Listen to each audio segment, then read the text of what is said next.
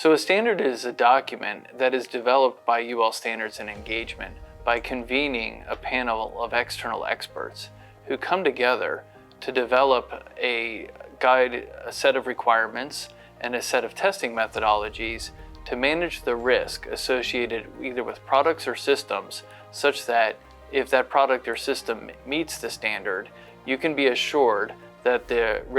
safety risks associated with fire, electrical, mechanical hazards, other hazards to the human are going to be managed. The standards are so important because they provide trust. They provide trust to the consumer, they provide trust to the community, and they provide trust to the society that's using the standard. And the trust is that there is a level of safety that's provided by that product or that system that meets the standard.